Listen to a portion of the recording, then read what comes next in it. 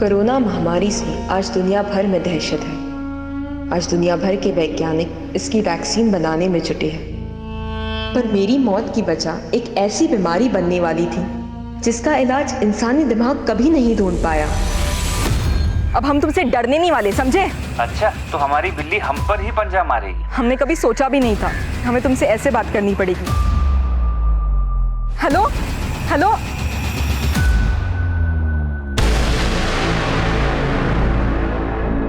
नमस्कार, आदाब।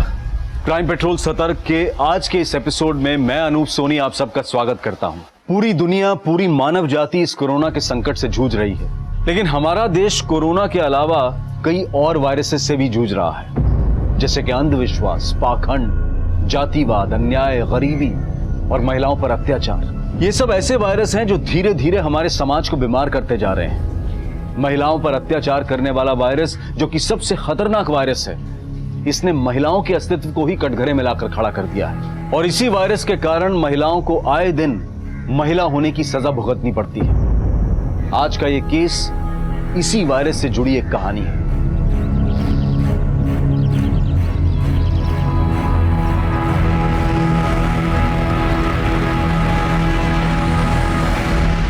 कुसुम, तुम ये चौका चूल्हा छोड़ो बेटा, हम कर लेंगे सब। जाओ तुम। माँ, लॉकडाउन खुलने तक ऑफिस तो जाना नहीं, कुर्सी पे बैठे बैठे देखो कितने मोटे हो गए हम। इसी बहाने घर का थोड़ा चूल्हा चौका, घर की साफ सफाई करेंगे ना तो थोड़ा अनुभव भी ले लेंगे। क्या पता इसी बहाने थोड़ा सा वजन कम हो जाए हमारा।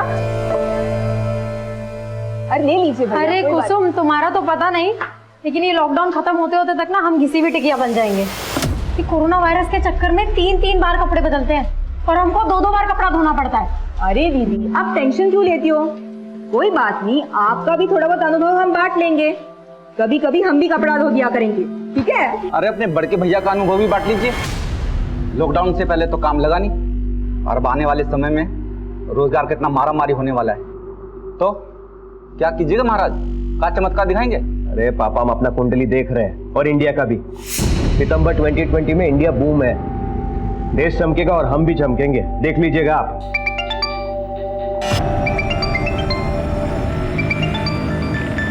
पापा, हम अभी आते हैं। हाँ,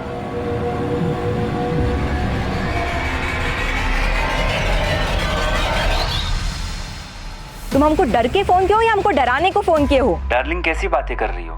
ये मीठी मीठी बातें ना तो करो ही मत हमसे। हम तुमको अपना प्यार जाहिर करने के लिए फोन किए और तुम वायलेंस पर उतर आई हो। तुम पर तो अब भरोसा ही नहीं रहा। अरे क्यों बात का बतंगड़ बना रही हो? नहीं था टाइम, इसलिए नहीं किए कॉल। अच्छा, हमारी बात सुनो।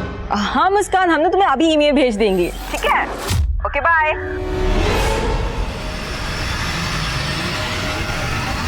किससे बात कर रही थी? कुछ नहीं भैया, वो हमारी कलीग का फोन था, ऑफिस के कुछ काम से फोन किया था। अच्छा, तो वर्क फ्रॉम होम। हाँ भैया, ये अनुभव भी बड़े कमाल का होता है। अगर आपका जॉब होता तो आपको भी पता चलता।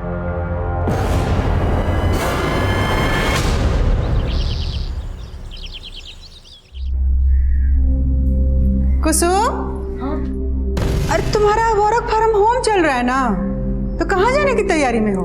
मम्मी, वर्क फ्रॉम होम तुम्हारा तभी होगा ना जब हमारा लैपटॉप चार्ज होगा, और हमारा चार्जर खराब हो चुका है। यही पास में मारूफगंज में हमारी एक सहेली रहती है, हम तुरंत उससे चार्जर लेकर आ जाएंगे। अच्छा, तो ध्यान से जाना और जल्दी काम खत्म करके सीधे घर आना। जी मम्मी, तुरंत आ जाएंगे। हाँ।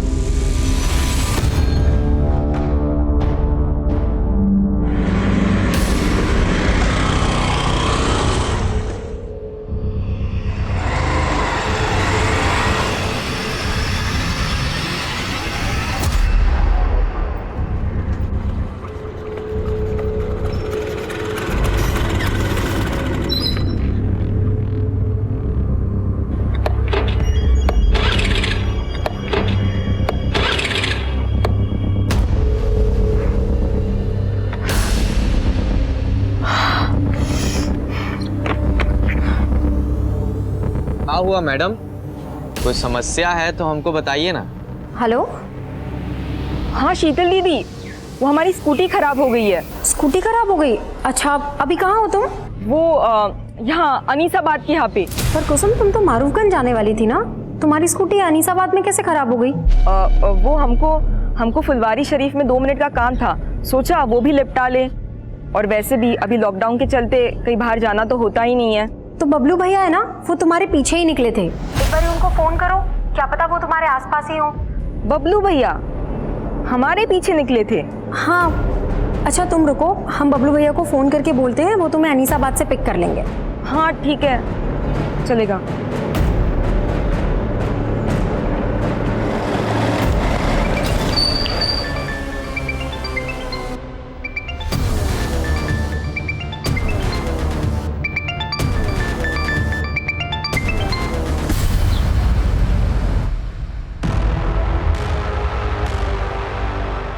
इतना देर हो गया, अंधेरा होने जा रहा है। ना कुसुम का फोन लग रहा है, ना बबलू का फोन लग रहा है। हाँ, हमको चिंता हो रहा है। गली मोहल्ला पूरा सून हो गया है। अरे मम्मी घबराइए मत, उन दोनों का फोन का बैटरी खत्म हो गया होगा। अरे तो दोनों का बैटरी एक ही साथ खत्म हो जाएगा। हाँ, हमको कुछ ठीक नहीं लग रहा है। हमारा मन घबरा रहा, हमारा दोनों बच्चा ठीक है कि नहीं। अब इस लॉकडाउन में साधन भी नहीं है, कैसे खोजने जाए उनको? शंकर का बेटा मंटू, उसके पास बाइक है ना? हाँ। तुम अपनी मम्मी का ख्याल रखो, ठीक है? और अगर वो वापस आ जाए तो हमको फोन करना। जी पापा।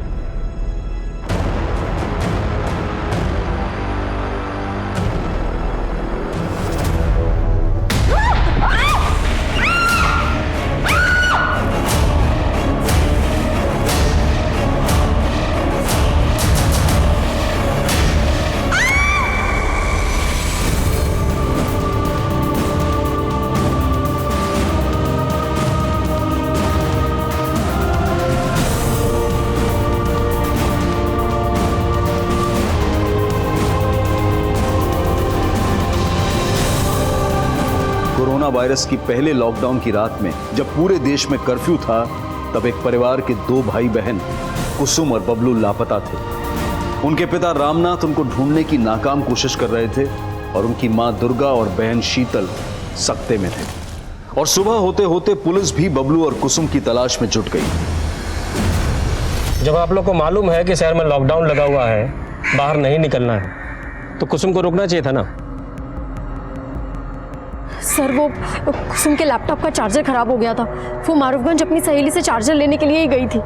किस सहेली से? ये तो हम नहीं जानते।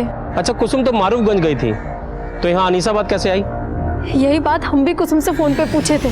पर कुसुम तुम तो मारूफगंज जाने वाली थी ना, तुम्हारी स्कूटी अनीसाबाद में कैसे खराब हो गई? वो हमको फुलवारी शरीफ में 2 मिनट का काम था, सोचा वो भी निपटा ले। अच्छा तुम रुको, हम बबलू भैया को फोन करके बोलते हैं, वो तुम्हें अनीसाबाद से पिक कर लेंगे। हाँ ठीक है, चलेगा।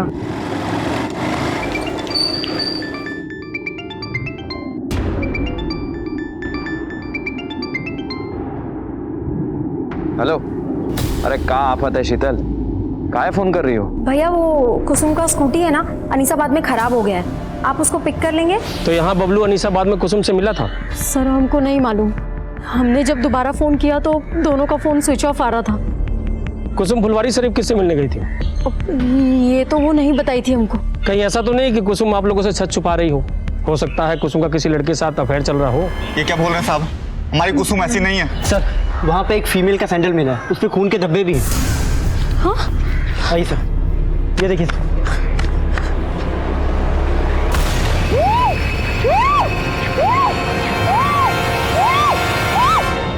ये तो कुसुम का ही सैंडल है। सर ये सब देख के तो लग रहा है कि यहाँ पे कुसुम के साथ जरूर कुछ गलत हुआ।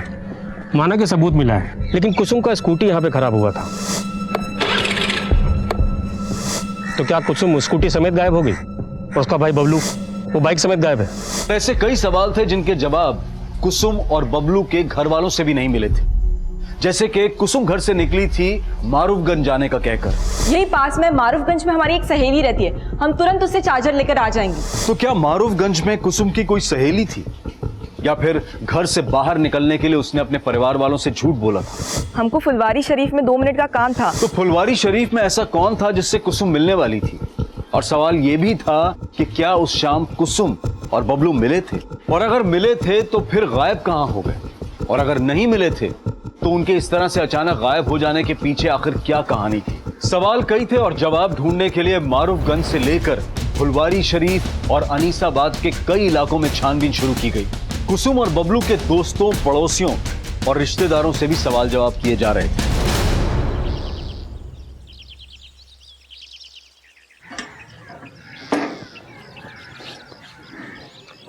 मैं कमिंग सर। सर ये हमारे थाने के ऑफिसर और कांस्टेबल का fitness report. All good? Yes sir. Great. अच्छा, तुम जो भाई बहन के मिसिंग केस को इन्वेस्टिगेट कर रहे हो, उसकी क्या अपडेट है? सर हमारी टीम इन्वेस्टिगेशन कर रही है। हमारे हिसाब से भाई में ही कुछ गड़बड़ है सर। तुम्हें एडिशनल टीम की जरूरत तो नहीं? नहीं सर।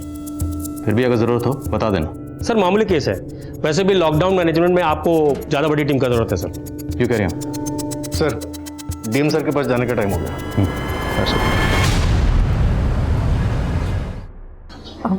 सर माना कि बबलू भैया काफ़ी गुस्सैल हैं, लेकिन वो हमको और कुसुम को लेके काफ़ी प्रोटेक्टिव भी हैं। यानी बहनें कहाँ जा रही हैं, किससे मिल रही हैं, इससे पर नज़र रखते थे। सही कहे ना? हाँ सर। सर एक बात और बताना था। उस दिन हमने भैया को किसी से फ़ोन पे बात करते सुना था। बबलू से मिलने का वजह मत पूछा कर, समझा? चल आके मिल, किसी को पीटने का प्लान बना है। इस लॉकडाउन में दारू का इंतजाम भी करेंगे तुम्हारे लिए। आ जाओ। चल। आपको तो ये नहीं पता कि कुसुम मारूफगंज किससे मिलने गई थी या फुलवारी शरीफ किससे मिलने जा रही थी, और अब आप बता रही हैं कि बबलू किसी को पीटने के लिए गया था। तो अब इसका क्या समझे हम कि कुसुम ने बबलू को गायब कर दिया कि बबलू ने कुसुम को गायब कर दिया? बस कीजिए सर, हमारा बेटा बेटी 2 दिन से गायब है। आप कुछ बोले जा रहे हैं। ये नहीं कि हमारा बच्चा लोग को आप खोजे ढूंढे कि कहाँ है, कौन हाल में। शीतल के बयान के बाद पुलिस बबलू को जानने वाले हर दोस्त, हर जानकार से मिल रही है। और फिर भाई बहन के कॉल रिकॉर्ड्स में नए समीकरण सामने आए। सर बबलू के दोस्तों से ये नहीं पता चल रहा है कि वो उस शाम किसको पीटने वाला था, लेकिन सर बबलू और कुसुम दोनों के फोन उस शाम अनीसाबाद में एक साथ ही बंद हुए थे। यानी दोनों भाई बहन उस शाम मिले होंगे। लेकिन सर दोनों भाई बहन के एक साथ गायब होने की कहानी कुछ समझ में नहीं आ रही। और सर कुसुम के कॉल रिकॉर्ड में एक सस्पिशियस नंबर भी मिला है जो उस शाम फुलवारी शरीफ में ही एक्टिव था, और उसकी बहन ने बताया कि वो उस शाम फुलवारी शरीफ में किसी से मिलने वाली भी थी। किसका नंबर है? Sir number 89। सर ये नंबर मनेर के एड्रेस पर रजिस्टर है और उसी शाम से बंद है जब से कुसुम और बबलू दोनों गायब हुए हैं। ये आप क्या कह रहे हैं सर? हम सच कह रहे हैं, हम किसी कुसुम बबलू को नहीं जानते। जानते नहीं हो तो कुसुम को फोन काहे करते थे? सर जब जानते ही नहीं तो हम क्यों फोन करेंगे सर? ये देख तेरे कॉल रिकॉर्ड, इसमें साफ दिख रहा है कि तू कुसुम से कई बार फोन पे बात करता था। अफेयर चल रहा था ना कुसुम के साथ तेरा? बता कहाँ है, बुलाया उसे फुलवारी शरीफ में? सर हम कभी फुलवारी शरीफ गए ही नहीं। और सर जिन कॉल रिकॉर्ड्स की आप बात कर रहे हैं सर, ये हमारा पुराना नंबर है। घुमा रहा है हमें। अरे याद दिलाओ इसे सब। आप लोगों ने बताया कि कुसुम का किसी के साथ अफेयर नहीं था, लेकिन कुसुम लगातार इस नमन नाम के लड़के के साथ फोन पे टच में थी। आप लोग जानते हैं इस लड़के को? नहीं सर, हम नहीं जानते। सर जी वो नमन तो वहीं का वहीं पर है। इस लड़के की डिटेल निकालो। जी सर, पर सर ये भी तो हो सकता है कि वो सच बोल रहा हो और कोई और हो जो उस फोन नंबर का गलत इस्तेमाल कुसुम को फुसलाने के इरादे से कर रहा हो। लेकिन हमें बबलू का एंगल भी देखना होगा, क्योंकि उसके जैसे भाई को ये बिल्कुल गवारा नहीं होगा कि कोई लड़का उसकी बहन से इतनी बात करे। हो सकता है इसी गुस्से में उसने कुसुम को गायब किया और अब खुद गायब है। सर अनीसाबाद में जंगल के पास एक लड़की की लाश मिली है।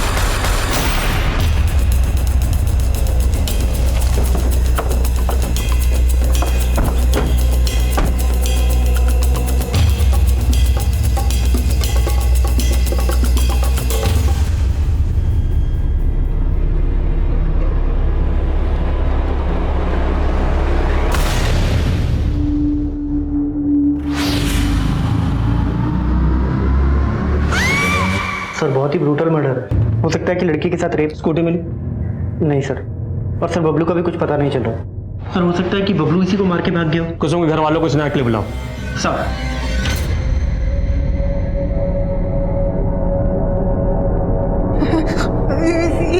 हमारी बेटी नहीं, हमारी बेटी। लाश का चेहरा पहचानना काफी मुश्किल है, लेकिन हमें बॉडी पर ये कपड़े मिले। क्या ये कपड़े कुसुम के?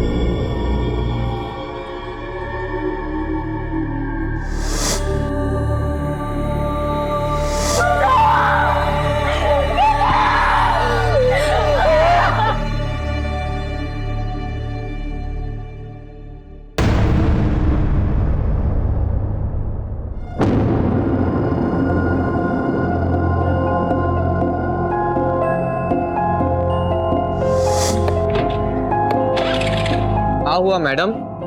कोई समस्या है तो हमको बताइए ना। Yes brother Alok, what happened? अरे अभी हम न्यूज में पढ़े हैं, उसका फोटो भी देखें, वही स्कूटी वाली लड़की का मर्डर हुआ है। इका ट्रेजिक हो गया। अब तुम रुको, हम अभी चिंटू को कॉन्फ्रेंस पर लेते हैं। 1 मिनट रुको। कहा उस स्कूटी वाली लड़की का मर्डर हो गया? अबे कौन मारा बे उसको? भाई हमरे तो रोंगटे खड़े हो गए बात को सुनकर। मानो कल की बात है जब हम उसे देखे थे सामने। अब भूल जाओ भाई। अगर हम गलती से भी किसी को कह दिए कि हम उस लड़की को देखे थे तो हमारा शनि मंगल सब खराब हो जाएगा। क्या समझे? सही बोले आलोक, कहीं ऐसा ना हो जाए पुलिस हम ही पर इल्जाम डाल दे। सर हम लोगों को तो लग रहा था कि कुसुम का रेप हुआ होगा, लेकिन सर पोस्टमार्टम रिपोर्ट ने तो कहानी बदल के रख दी। क्रिमिनल बहुत शातिर है हरीश, वो दिखाना चाह रहा है कि जैसे रेप हुआ, लेकिन रिपोर्ट से साफ है कि ये मर्डर केस है और फिलहाल गुनाहगार सिर्फ बबलू नजर आ रहा है। वो जानबूझ करके ऐसा क्राइम सीन रच के भागा है कि लगे बहन का रेप। भाई नहीं सर, ये कहानी कुछ और ही है। अरे कुछ और का छोड़िए दिनेश जी, आपके रिटायरमेंट को 4 दिन ही बचा है। 4 दिन में पकड़ डालिए क्रिमिनल को और जाने से पहले लूट लीजिए वाहवाही। जिस पोस्टमार्टम रिपोर्ट के आधार पर पुलिस अपना अगला कदम उठाने वाली थी, अब उसी पोस्टमार्टम रिपोर्ट पर सवाल उठा दिए गए थे। कुसुम के घर वालों ने पुलिस स्टेशन के सामने प्रदर्शन करना शुरू कर दिया था।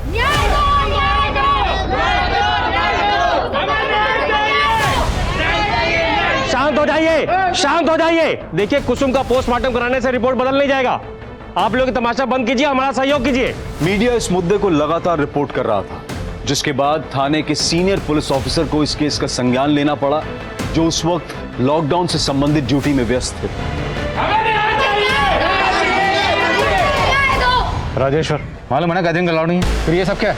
सर वो मैं इन लोग को मना करता है। साहब हमें न्याय चाहिए।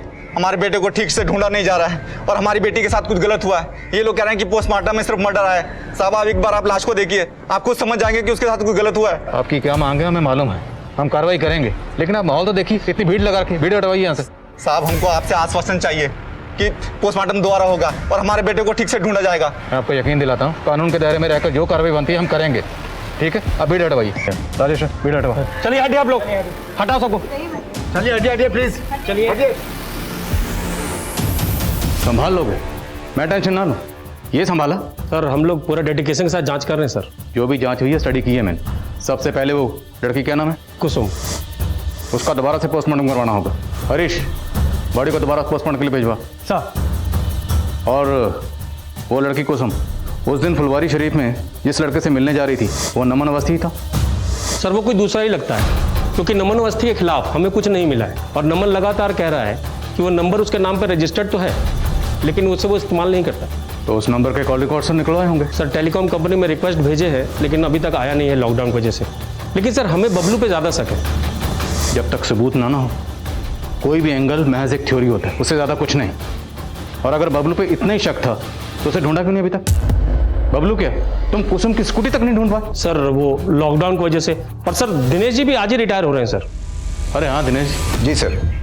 दिनेश जी आज तो आप रिटायर होने वाले हैं। सर इमरजेंसी का वक्त है, जब तक ये केस सॉल्व नहीं हो जाता तब तक हम ड्यूटी पर ही रहते हैं। अरे नहीं दिनेश, आपने बहुत योगदान दिया है और बाकी टीम है ना, हम संभाल लेंगे, आप आराम कीजिए। Thank you sir. अरे वाह दीदी, आज बड़ी कमाल लग रही हो। ऐसी ही चली जाओ नीरज जी के सामने। कुछ भी बोलती हो तुम, पागल। अरे शादी करनी जा रही हो और वो भी घर वालों की मर्जी से, काहे शर्मा रही हो? नहीं वो बात तो नहीं है, पर जब भी हम अपना शादी का बात सुनते हैं ना तो पापा का उदास चेहरा सामने आ जाता है। पता नहीं इतना सारा खर्चा कैसे उठा पाएंगे। अरे दीदी काहे टेंशन ले रही हो, हम 1-1.5 लाख तक जोड़ रखे, दे देंगे पापा को।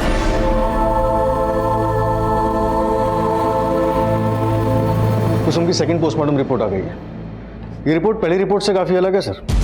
इस रिपोर्ट के मुताबिक कुसुम का ब्रूटल गैंगरेप हुआ था। लड़की को पैर के नाखून से लेके सर तक गिद्धों की तरह नोचा गया। लड़की के मुंह में लकड़ी के टुकड़े मिले। उसके मुंह में किसी लकड़ी को ठूस कर उसके वोकल कॉर्ड को डैमेज किया गया, प्राइवेट पार्ट्स को डैमेज किया गया, और वह हैवान यही नहीं रुके, उसके सर पर किसी भारी पत्थर से वार किया गया जिससे उसकी मौत हुई। मौत का वक्त तकरीबन 7 बजे और 2:30 बजे के करीब कुसुम ने अपनी बहन शीतल को फोन करके बताया था कि उसकी स्कूटी खराब हो गई है। हाँ शीतल दीदी, वो हमारी स्कूटी खराब हो गई है। मतलब लड़की ने तकरीबन 5 घंटे टॉर्चर सहा। सर कुसुम के नाखूनों में रेपिस्ट के स्किन के ट्रेसेस मिले और भी चौंकाने वाले पॉइंट्स हैं सर इस रिपोर्ट में। सर कुसुम 1 मंथ प्रेग्नेंट थी, लेकिन उसके बॉयफ्रेंड का कोई नामो निशान नहीं, और हमें तो ये भी नहीं पता कि उसका भाई बबलू कहाँ गायब है। और सबसे हैरानी की बात यह है कि पहली पोस्टमार्टम रिपोर्ट में यह सब मेंशन क्यों नहीं था। इस एरर की इंक्वायरी करनी होगी। सर इस एरर के पीछे कौन है, मुझे इसका हिंट मिला है। सब इंस्पेक्टर राजेश्वर को सस्पेंड कर दिया गया। नई पोस्टमार्टम रिपोर्ट ने इस केस का रुख मोड़ कर रख दिया था। सवाल यह भी था कि क्या बबलू इसमें इन्वॉल्व था और वो अब तक गायब क्यों था। पुलिस ने क्राइम सीन के 1 किलोमीटर के रेडियस में फिर से छानबीन शुरू करवा दी और अब बारी थी कुसुम के माता पिता के सच जानने की। बोलिए, क्या आप लोगों को पता था कि कुसुम प्रेग्नेंट थी? सर हमको तो ये सोच के भी अजीब लग रहा है कि कुसुम प्रेग्नेंट थी। हो सकता है बबलू को भी अजीब लगा, उसे बहुत गुस्सा आया होगा जब उसे यह पता चला होगा कि उसकी बहन प्रेग्नेंट है। बबलू कहाँ है? बस कीजिए सर, बस कीजिए। हमने अपनी बेटी खोई है, उसके भाई के लिए परेशान है, और आप कुछ बोले जा रहे हैं। हाँ मोइन। सर बबलू मिल गया है, लेकिन वो जिंदा नहीं है, उसका भी मर्डर हो गया।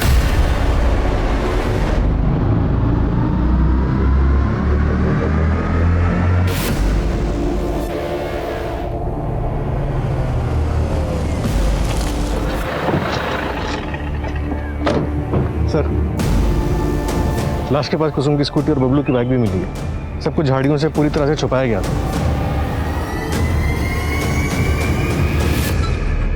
कुसुम की स्कूटी इस एरिया में खराब हुई थी, मतलब बबलू कुसुम को ढूंढता हुआ यहाँ तक आया था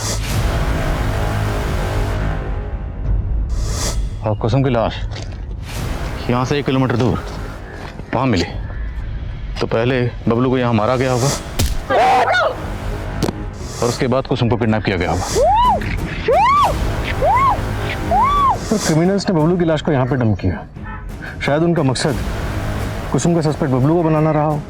स्कूटी, बाइक, बबलू सब कुछ यहीं था। राजेश्वर ने अगर ठीक से छानबीन करवाई होती ना तो एक केस इतना ना उलझता।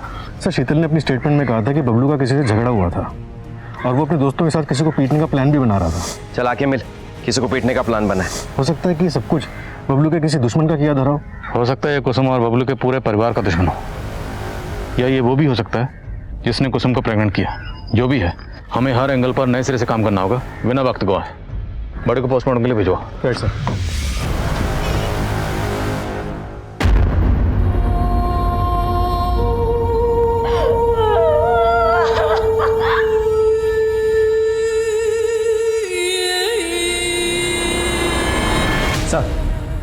सर नमन के कॉल रिकॉर्ड्स में एक विमल चौधरी नाम के लड़के का नंबर मिला है। सर नमन और विमल दोनों का नंबर उस दिन फुलवारी शरीफ में एक्टिव था जहां कुसुम जाने वाली थी। सर ये विमल, लेकिन सर ये इस वक्त जेल में है। जेल में? जी सर, इसने लॉकडाउन प्रोटोकॉल का उल्लंघन किया था। जब पुलिस वालों ने इससे पूछताछ की तो ये उनसे बहस करने लगा। पुलिस वालों ने इसे जेल में डाल दिया। तो थोड़ी बहस हम भी करते हैं इसके साथ।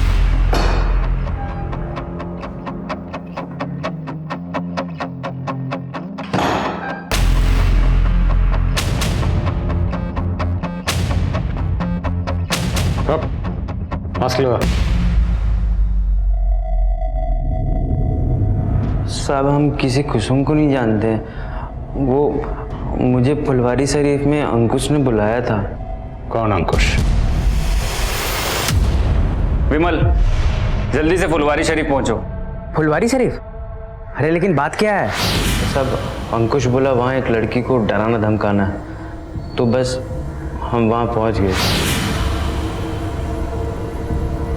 उसका फोन भी बंद आ रहा है, पता नहीं कहाँ मर गई। साहब वहाँ वो लड़की आने वाली थी, वो आए नहीं तो हम दोनों चले गए।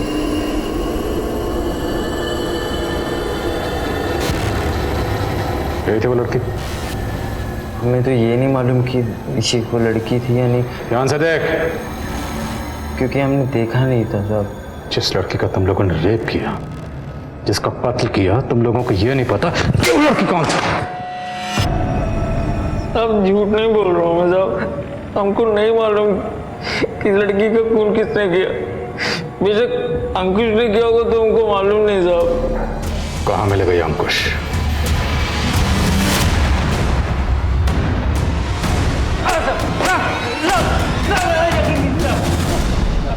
साहब हमने कुसुम के साथ कुछ नहीं किया, हम तो प्यार करते थे कुसुम से। प्यार करते थे, फिर उसे फुलवारी शरीफ में धमकाने के लिए क्यों बुलाया?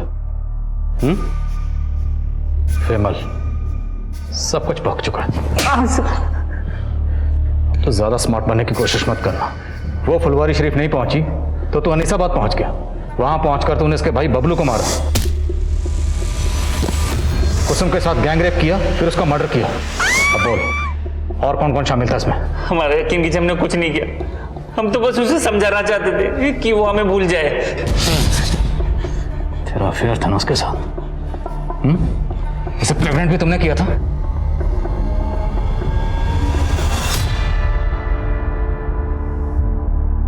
लेकिन हमने सोचा नहीं था कि कुसुम प्रेग्नेंट हो जाएगी। अंकुश, एक प्रॉब्लम हो गई है। हम प्रेग्नेंट हो गए हैं। सर बहुत बुरा फंसे थे हम। हमारे घर वालों ने हमारा रिश्ता रिया के साथ तय कर दिया। वैसे दिखने में कुसुम ज्यादा अच्छी थी, लेकिन रिया अपने बाप की इकलौती, बहुत पैसा है उसके पास, इसलिए कुसुम को रास्ते से हटा दिया, और उसके भाई बबलू को भी। नहीं साहब, हमने कुछ नहीं किया, हमारा यकीन कीजिए। प्लानिंग तो बहुत लंबी की थी तुमने, और अब तो बहुत लंबा फंसेगा। नमन नाम के लड़के के सिम से तो कुसुम को फोन करता था ना? नहीं सर। वो सिम कहां से आया तेरे पास? सर वो सिम कहां से आया तेरे पास? सर नमन हमारे हॉस्टल में था, हमने तभी उसका सिम रख लिया था। तो ये नमन भी तुझे बचा रहा था, ये भी शामिल है इसमें? हमने कुछ नहीं किया सर, हमारा यकीन कीजिए सर, हमारा यकीन कीजिए।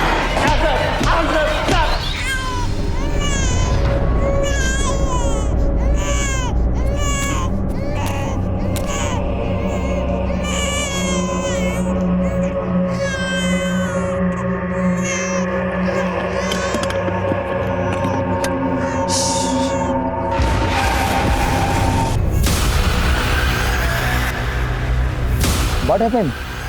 आप रो क्यों रहे हो? हमारा बच्चा बहुत बीमार है, हम अपने गांव आसनसोल जा रहे हैं मालिक। अरे बाप रे, इतनी दूर और वो भी पैदल? देखा, इस महामारी ने सबका हालत खराब कर दिया। अरे तुम डरो मत, हम गरीबों को खाना पीना बांट रहे हैं। तुम बैठो, तुम्हारे बच्चे को अच्छे डॉक्टर को दिखा देते हैं, बैठो। अरे नहीं नहीं, आप कहीं तकलीफ उठाइएगा, हम चले जाएंगे। अरे इसमें तकलीफ काहे का? दीजिए दीजिए बच्चे को, हमें दीजिए। अरे दीजिए, आप दीजिए, थोड़ा पुण्य हमें भी कमाने दीजिए ना। दीजिए, अरे दीजिए। अब आइए आइए, चलिए बैठिए, बैठिए गाड़ी में, बैठिए। बैठो बैठो। अरे बैठो बैठो बैठो, अब गाड़ी के अंदर बैठो। अरे हमारे बच्चों को दीजिए, छोड़िए। चिंटू गाड़ी चला रहे। बच्चा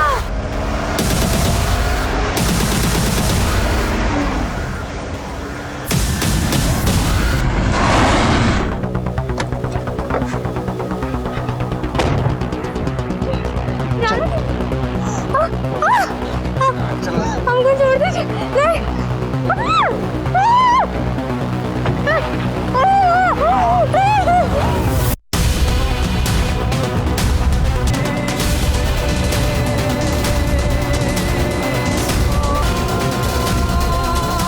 हमको जाने दीजिए, हमारा बच्चा छोड़ दीजिए।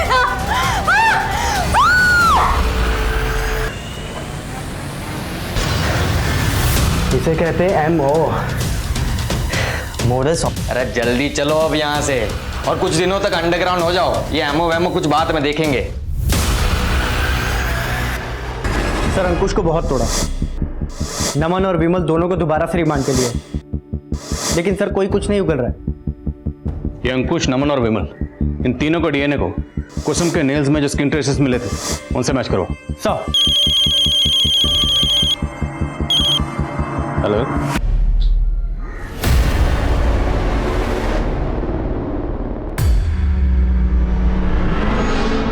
अगर तुम दोनों इस जुगाड़ में हो कि कुछ माल मटेरियल मिल जाएगा तो ऐसा कुछ नहीं होने वाला। अरे बेरोजगार है हम, कुछ नहीं है हमारे पास। हाँ भैया, लेकिन एक बार पॉकेट में हाथ तो डालिए, क्या पता कुछ मिल जाए। अरे काहे रक्षाबंधन के दिन हमारी इज्जत निकाल रही हो?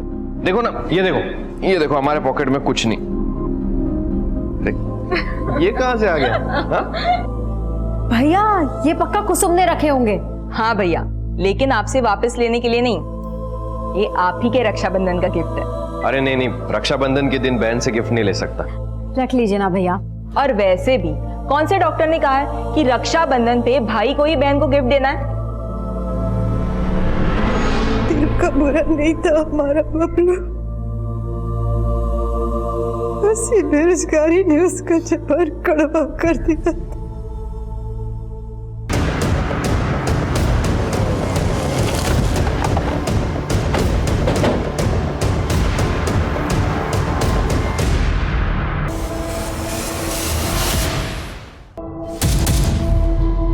हो सकता है इसके हाथ पैर उस रस्सी से बांधे गया। कुसुम के हाथ पैर पे भी इसी तरह के निशान थे। कुसुम की बॉडी के पास कोई रस्सी मिली थी? नहीं सर, कोई रस्सी नहीं मिली। आसपास चेक करो, सब जगह चेक करो। सब।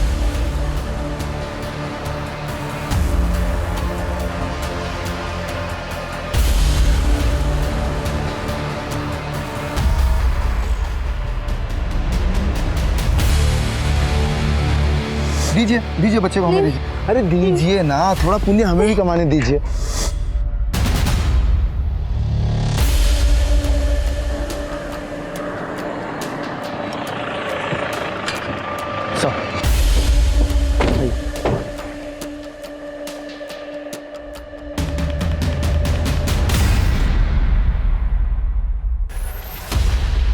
सर ये मोबाइल भी मिला यहाँ पे। ऑन करो, देखो किसका। सर चेक किए, ऑन नहीं हो रहा, शायद बैटरी डेड है। चार्ज करवाओ, देखो किसका। सर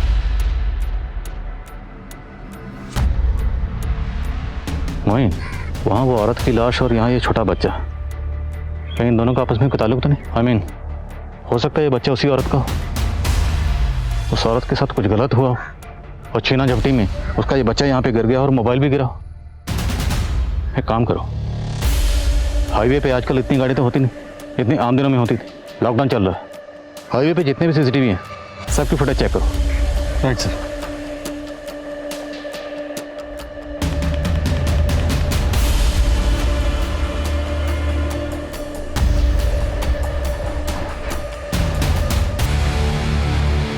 सर ये मोबाइल एक नीलम नाम की औरत का है जो एक माइग्रेंट लेबर है।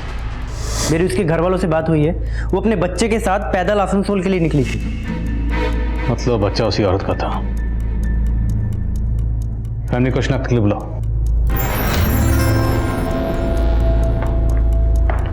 सर मेरी पोस्टमार्टम डॉक्टर से बात हुई, उस लड़की के साथ भी गैंगरेप हुआ था। यानी उस मजदूर औरत नीलम को पहले मारा गया, फिर पत्थर से उसका सर कुचलकर उसका चेहरा बिगाड़ा गया। सर मैंने क्राइम वाले दिन की हाईवे एरिया की सीसीटीवी फुटेज चेक की, वहां एक सिल्वर गाड़ी सस्पिशियस मिली जिसका नंबर प्लेट फेक था। तो शायद इसी गाड़ी से उस औरत को किडनैप किया गया। बैठो बैठो, आप गाड़ी के अंदर बैठो। दीदी, अरे हमारे बच्चों को दीजिए, छोड़िए। ए चिंटू गाड़ी चलाओ बे। अरे हमारे लल्ले को। और सर क्राइम सीन से जो रस्सी मिली थी मैंने उसके बारे में भी पता किया। वैसी रस्सी बैंत के फर्नीचर को बांधने के काम आती है और बैंत के फर्नीचर बनाने का काम दानापुर में होता है। अब अगर हम 2+2 4 करें तो थ्योरी ये बनती है कि सिल्वर कार में उस मजदूर औरत को किडनैप किया गया होगा और किडनैपर्स या मुजरिम जो भी हैं वो दानापुर में फर्नीचर वर्कशॉप से जुड़े हो सकते हैं। और अब अगर हमें इस सिल्वर कार और मुजरिमों को ढूंढना है तो हमें दानापुर में ढूंढना होगा। लेकिन सर लॉकडाउन की वजह से सारे फर्नीचर के कारखाने बंद हैं, वहाँ पे पूछताछ नहीं की जा सकती। एक आइडिया है, काम मुश्किल ज़रूर है पर नामुमकिन नहीं है। Corona virus thermal screening.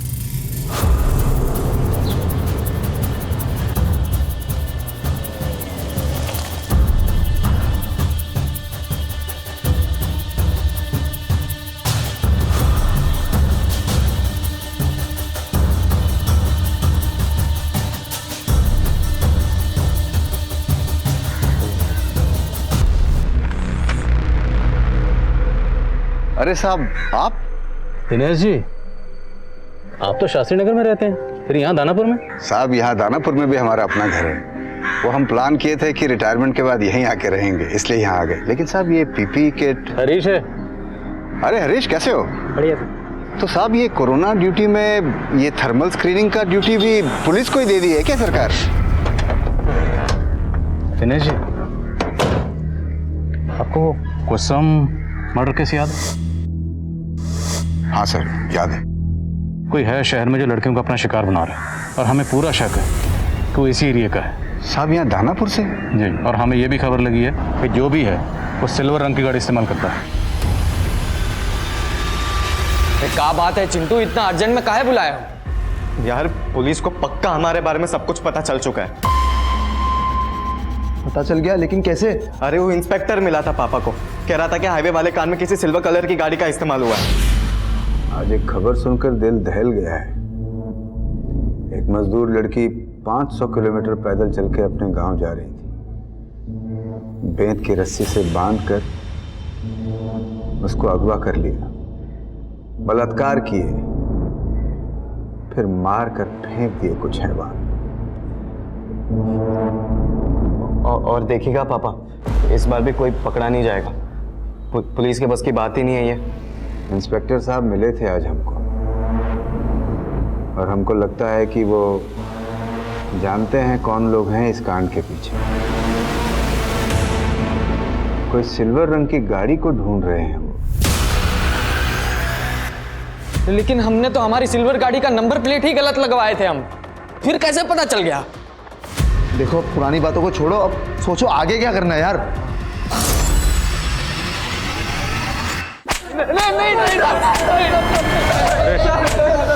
साहब हम मानते हैं कि हमने उस मजदूर औरत का रेप किया और उसे मारे भी, लेकिन साहब हमने कुसुम के साथ कुछ भी नहीं किया। सब सच कह रहे हैं हम। हाँ साहब, हम उसको नहीं मारे हैं, हम बस उसका रेप किए।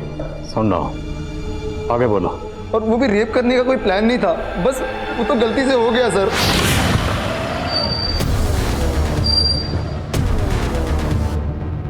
भैया आप कहाँ जा रही थी? भैया वो फुलवारी शरीफ में हमारी एक कलीग रहती है ना, बस बहुत झूठ उसी बोलने के- लगी हो ना तुम हमसे। अब एक नहीं सुनेंगे, बहुत हो गया तेरा। आवाज नीचे करके बात कीजिए।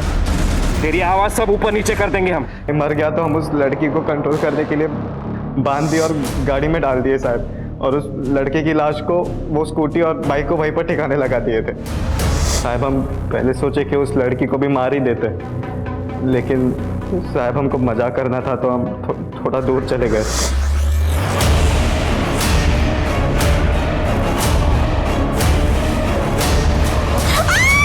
औरत को जरूर पत्थर मार के उसका चेहरा बिगाड़ा था सर हम लोग ने। साहब हम ये सोचे थे कि आप लोगों को यही लगेगा कि कुसुम के ही कातिल ने उसे मारा होगा, लेकिन साहब हम कसम से कह रहे हैं हमने कुसुम के साथ कुछ भी नहीं किया साहब। हमने तो उसको जिंदा छोड़ दिए थे वहीं पर।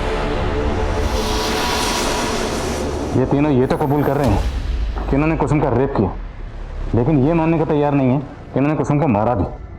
सर मेरी दिनेश जी से बात हुई है, उन्होंने बताया कि वारदात वाली शाम उनका बेटा चिंटू शाम को 6 बजे घर पहुंच गया था, जबकि कुसुम का मर्डर 7 बजे के आसपास हुआ है। और सर मैंने कंफर्म किया है कि चिंटू के दोनों दोस्त आलोक और सनी, वो दोनों भी शाम को 7 बजे अपने अपने घर पहुंच गए थे। तो फिर कुसुम को किसने मारा? पापा, मम्मी, खाना।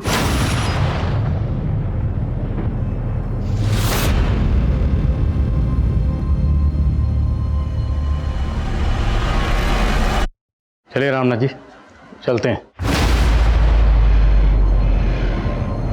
मंटू, वही मंटू जिसके साथ आप उस दिन कुसुम को ढूंढने गए, उस मंटू ने हमें कुछ बताया।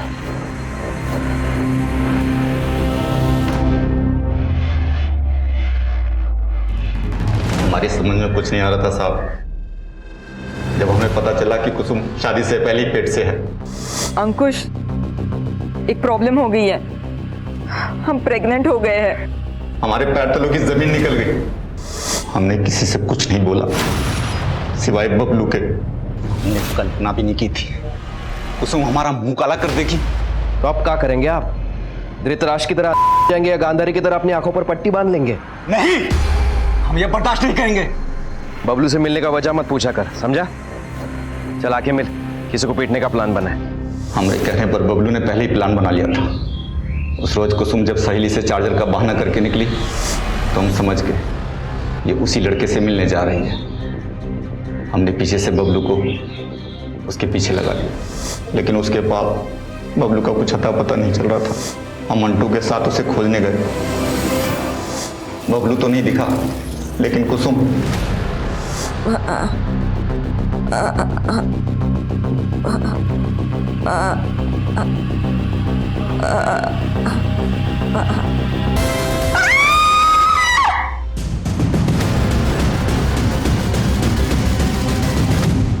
हमने मंटू से विनती की और इतना ही बोला कि उसका रेप हुआ था, समाज उसे नहीं अपनाता।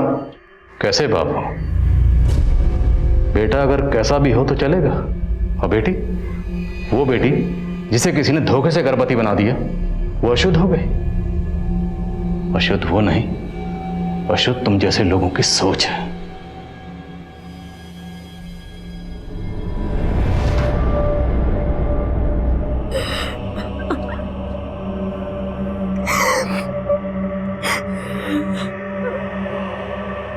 हर इंसान के दो चेहरे होते हैं, एक अच्छा एक बुरा।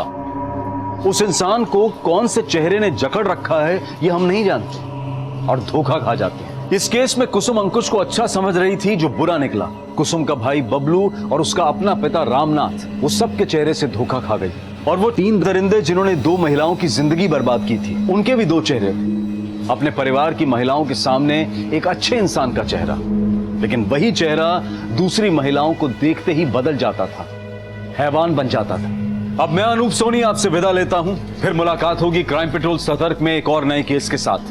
तब तक अपना और अपने परिवार का ख्याल रखें, सतर्क रहें, सुरक्षित रहें और देखते रहें क्राइम पेट्रोल सतर्क। जय हिंद।